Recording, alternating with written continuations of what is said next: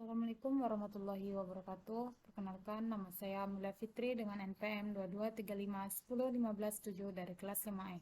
Baiklah, di sini saya akan mempresentasikan tentang environment setup dan workflow for React Native. Yang pertama adalah itu tujuan.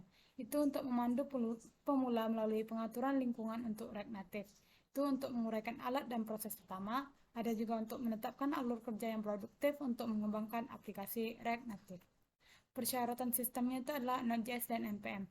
Pastikan versi terbaru telah terinstall. Selanjutnya, React Native CLI. Gunakan untuk mengelola dan membuat proyek.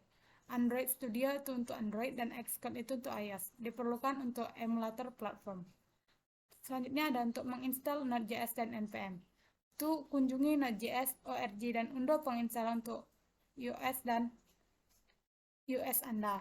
Kemudian npm Node Package Manager itu disertakan dengan Node.js dan juga verifikasi penginstalan dengan menjalankan Node V dan npm V di terminal. Selanjutnya itu untuk menginstal React Native CLI. Itu buka terminal lalu dijalankan, lalu ketik npm install React Native CLI. Ini menginstal alat CLI global untuk membuat dan mengelola proyek React Native. Selanjutnya itu untuk menyiapkan Android Studio. Unduh dan install Android Studio dari developer android.com. Lalu install Android SDK, AVD Manager, dan HugsM. Konfigurasikan Android Virtual Device atau AVD untuk menguji aplikasi Android.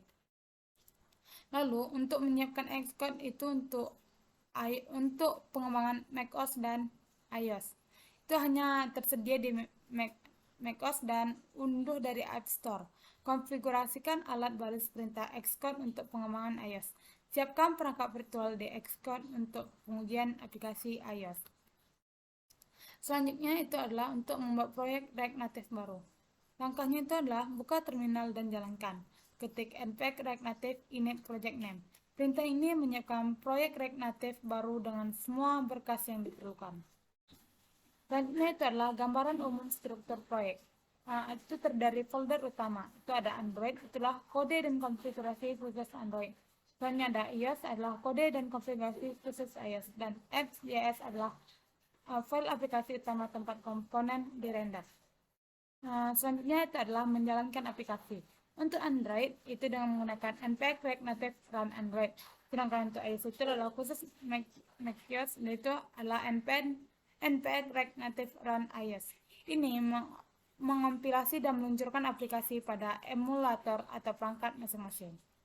Selanjutnya ada praktik terbaik alur kerja. Gunakan kontrol versi, misalnya Git untuk mengelola perubahan kode dan jaga kode tetap modular dengan memecahkan komponen. Uji secara berkala di Android dan iOS untuk memastikan konsistensi lintas platform. Tips pemecahan masalah umum, itulah hapus cache jika muncul masalah npm React Native start reset cache. Pastikan emulator berjalan dan dikonfigurasi dengan benar. Periksa React Native dan versi dependensi jika terjadi kesalahan. Mungkin cukup sekian presentasi yang dapat saya sampaikan. Apabila ada kata-kata saya yang salah, saya mohon maaf. Saya akhiri. Wassalamualaikum warahmatullahi wabarakatuh.